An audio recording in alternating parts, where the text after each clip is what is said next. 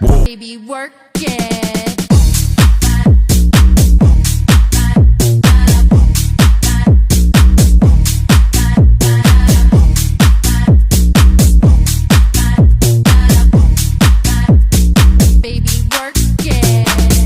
This Cajun chicken pasta is one of my favorite recipes to make. It's creamy, cheesy, and spicy, just the way I like it. Marinate the chicken with all the spices on the screen for at least half an hour. Shallow fry both sides until it's well done. Just look at that chicken. Now in the same pan, add in some crushed garlic and red chili. Saute them for a minute or two. Add in 1 chopped onion and let it cook together. To this, add in tomato paste and chili paste. Give it a good mix and add in 1 diced tomato and yellow bell pepper. Add in 1 cup cream and 1 cup pasta water with chicken stock cube. Once it starts simmering, add in rest of your spices. To this, add in dried parsley, chili flakes and grated parmesan. I also added a blend of mozzarella and cheddar to make it more cheesy. Add in some salt to taste, and finally you can add in your cooked pasta. Combine it well with the sauce. This is starting to look really good. Now you can plate it. It smells amazing and you won't be disappointed with this recipe. It's so flavorful. Top it off with the cooked chicken and enjoy. Frozen garlic bread? How about 15-minute garlic bread? Medium bowl. 1 cup of salted butter, softened. A 1/4 cup fresh chopped parsley. 4 cloves of garlic. Crush them all. Mince. And half cup of Parmesan. Mix together till it looks like this. Ciabatta. Cut it in half lengthwise. Take half your butter and just spread it all over. Don't they just look beautiful? Baking sheet, garlic bread on. Into the oven, 400. For about 10 minutes. Take it out. Oh my lord. Oh, le petit croissant. Oh, my lord. I'm about to bust. A little bit of flaky salt, black pepper. She's just right. And juicy. Because of this recipe, the grocery stores in Finland ran out of feta cheese. Here's how to make it. Add tomatoes, olive oil, salt, and pepper to a baking dish. Then add a block of feta cheese right in the middle. Bake at 400 for 35 minutes. When it comes out, add some fresh garlic, fresh basil, and give it all a good mix. Then add some of that cooked pasta right on top and give everything a good mix once again. And then it's time for the taste test. So good. Is it possible to make Krispy Kreme donuts in the air fryer? Let's dust our cutting board with a little flour and then roll out our dough. Now I actually use mason jar lids to cut out my donut shapes and the tips of my cake frosting for the donut holes. Spray with a little bit of avocado oil and air fry at 350 degrees for 8 minutes. Frosting was a 1/3 cup of powdered sugar, 1/4 cup of heavy cream, and a 1/4 cup of condensed milk. These were light and fluffy and so delicious. Follow me for more recipes. I told y'all there's food at home. Let's make some hot wings. I love me some wings. How about you? Make sure your wings are dry and rub them with some salt and cayenne pepper. Heat up some oil in a deep pan. You'll know it's hot enough when some bubbles form around a wooden spoon. While that's frying, we're going to make the sauce. Microwave hot sauce and butter for 1 minute, or you can heat it on the stove. Y'all hear that, Chris? I tried to toss the wings in the sauce like they do at Hooters, but it was a fail. Yep, your girl worked at Hooters back in the day. Serve with some blue cheese and enjoy. Follow and share for more recipes. I said, do we have any spicy Latinas in the house? Huh? No, dude, you promised. Today we're making birria. Quesadilla tacos. I've seen so many people make this online that I had to try it myself. First and foremost, brown your meat. And for the marinade, we're gonna blend together some crushed tomatoes, vinegar, garlic, cumin, smoked paprika, oregano, chipotle peppers in adobo, and some guajillo peppers that I soaked off camera. I actually have a whole entire bag of these that I don't need. So yeah, comment down below if you would like a pepper. Thank you. Anyways, let that marinate overnight. And when I came back, sauteed some onions through the entire bowl in the pot and topped everything off with chicken stock, bay leaves, cinnamon, and whole cloves. I think I let it simmer on low heat for 5 hours. Bro, this part, good thing there's no audio because all you would hear is, my hand is burning! Ah! But yeah, that's pretty much it. Assemble your tacos. Whenever people make reviews of this, I'm always like, yeah, you're exaggerating, buddy. Yeah, they weren't exaggerating, bro. These are some of the best tacos that I've ever had in my life. I really hope you're not sick of the tortilla churn yet, because I have one that's gonna blow your mind. It's basically a fusion between a Crunchwrap Supreme and the tortilla wrap. To one corner, add your nacho cheese. Add sour cream to the opposite side. In the third corner, add your lettuce, tomatoes, and Doritos. And in the last one, add your ground beef and shredded cheese. Now just wrap it up, toast it, and enjoy. I'm sick and tired of it. Everyone's saying, oh my god, I love a frappuccino. We're gonna make one with actual coffee. Hot. 1 cup of sugar. 1/4 cup of water. Mixed together. Onto the stove. Heat medium high. Once melted, let that boil. Once it turns a nice amber color, whisk in 1/2 cup of butter, 1/2 cup of heavy whipping cream, 1 teaspoon of salt, 2 teaspoons of vanilla extract. Whoa, brother. Pour into a heat-proof container. Let that cool completely. So it looks like this. Blender. 2 cups of ice. 1/2 cup of cold brew. 3/4 cup of milk. 3 to 4 tablespoons of caramel. Blend. While blending, 1/2 teaspoon of Zan gum. Caramel. Your frappuccino. Nice little whirl. And of course, some of that. Oh, I think we might have did something right here. Straw. Oh my gosh, that's delicious. Thank you. Who needs Starbucks right now? Let's do some cooking.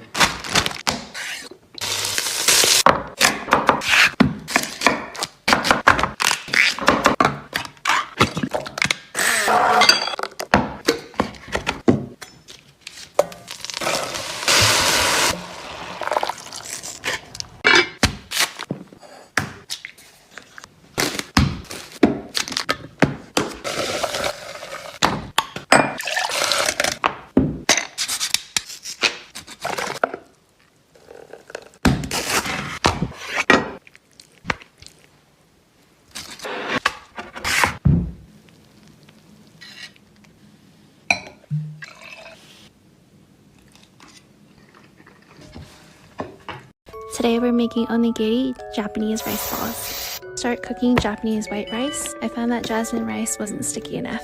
To make the filling, add canned tuna, kipi mayo, and sriracha. Use your filling of choice. I even use mashed avocado. Wet your hands with a little water, add some salt, flatten your rice, and add the filling. Roll and ball and make a triangle shape. It's helpful when you mold using the C part of your hand. Cut seaweed in small pieces and add to the rice. This helps prevent rice sticking to your hands when you eat. If you want, you can also pan-fry the onigiri in some oil and add some teriyaki sauce and enjoy a crispy onigiri. Make Nutella hot chocolate. Oh baby. Combine about 2 cups of milk, a nice big spoonful of Nutella, a pinch of unsweetened cocoa powder, a pinch of sugar, a little salt, vanilla extract, and a splash of heavy cream. Stir this up over medium heat until well combined. Pour your hot chocolate into a blender, then blend at the highest speed. Coat the lid of your mug in Nutella, pour in your hot chocolate, add a homemade marshmallow, and give it a quick torch, then finish with some crushed candy cane. Hot chocolate just doesn't get better than this. Okay, we've got another Code Ramsay. We're attempting his perfect scrambled eggs. Gordon, I hope you're watching. Now let's go! Starting with that heavy pot. Ouch! 3 eggs, a little knob of butter broken up a little bit. I checked and our knobs are exactly the same size. The heat, just a touch over medium, and immediately begin beating those eggs. A constant beating, kind of like Gordon's time with Marco Pierre White. So about 30 seconds on, 30 seconds off, constantly beating. And we'll do that 3 or 4 times. Oh. Dude, I did not mean to do that. And back on. Clear those sides down so they don't stick. Now, when they're looking like this, about a 1/2 tablespoon creme fraiche. Stop that cooking process, season it up a little, and some fresh cut chive. Some beautiful toasted sourdough, touch of quality olive oil, and your perfect scrambled egg. I hope you like it. It tastes delicious, but we're gonna leave it to Gordon. Wait, sorry. Say what, Gordon? Could you say it one more time? Woo! You know I love you and I'm out.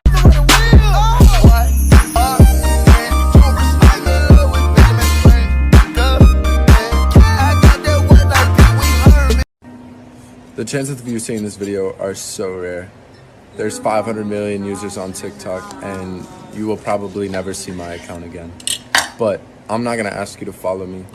I'm not gonna ask you to leave a like on this video or comment. Caramel flan, I never had it, but let's make it. Okay, first and foremost, we're gonna caramelize some sugar, and you want to do this on low heat, not like me, because I accidentally burnt it too much and it turned out to be too bitter. Okay, you want it a nice light color like this. Bro, when I was making this, it reminds me so much of wax. Y'all grew up hitting the dab while I was hitting the dab. Maybe that's why I'm traumatized.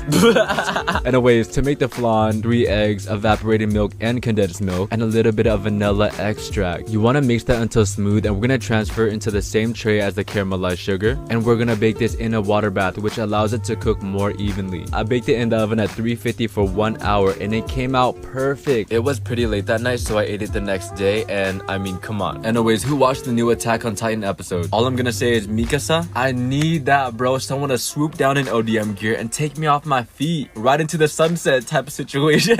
Today we're making Cane's chicken tenders, but 10 times better. If you want the recipes for the Texas toast and the cane sauce, they're already up on my page. But for the chicken, you want to marinate it in buttermilk, 1 egg, and 1 tablespoon of garlic powder. For at least 1 to 2 hours, overnight is preferred. Now in a separate bowl, you want to add 1.5 cups of flour, a tablespoon of cornstarch, and a teaspoon of baking soda, a tablespoon of onion powder, garlic powder, black pepper, salt, and paprika, and 1 cup of Italian breadcrumbs. We're going to take our chicken from our marinade and dip it into our flour, dip it into our buttermilk mixture, and then into our flour again. Let them rest on a rack for 10 minutes. Fry on medium heat for about 6 to 10 minutes or until fully cooked, and you're ready to enjoy. I obviously served it with my cane sauce, the homemade Texas toast, and some fries, and the written recipes will be on my Instagram throughout the week. Picture this, okay? You're 11 years old, you walk into the mall with your parents. Mommy, what's that smell?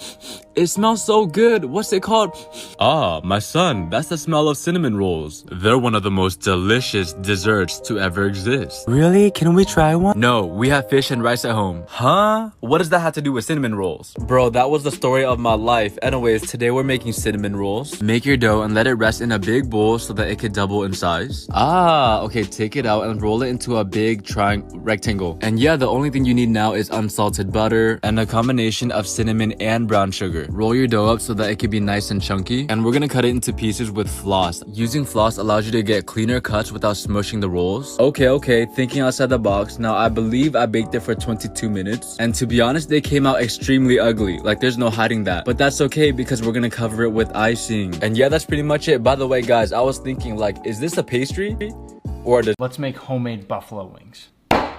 Buttermilk, pickle juice. Let these sit for half an hour. For our buffalo sauce, we'll add 2/3 cup hot sauce, a stick of cold butter, 1.5 tablespoons white vinegar, a 1/4 teaspoon Worcestershire sauce, a little cayenne pepper, a little garlic powder, and just a pinch of salt. Whisk over medium heat until well combined. I'm telling you right now, homemade buffalo is 10 times better than anything you've ever had at a restaurant or a store. For our chicken dredge, we'll go 2 cups potato starch. Stop frying with flour, it's not crispy. A little garlic powder, chili powder, black truffle salt, onion powder, and pepper.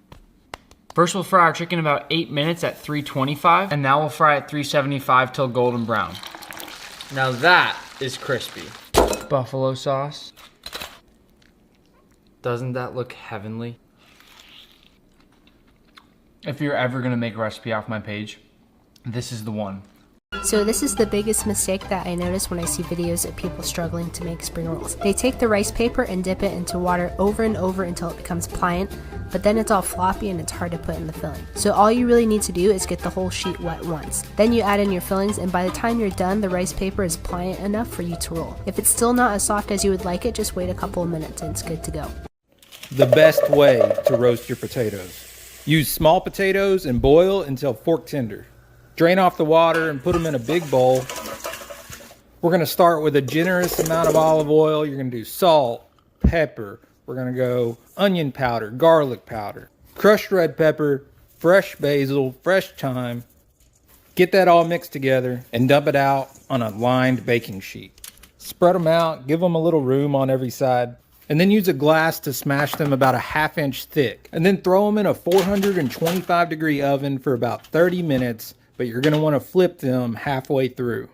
And you're going to end up with a soft interior, crispy exterior, the best roasted potatoes you've ever had. Let's do some cooking.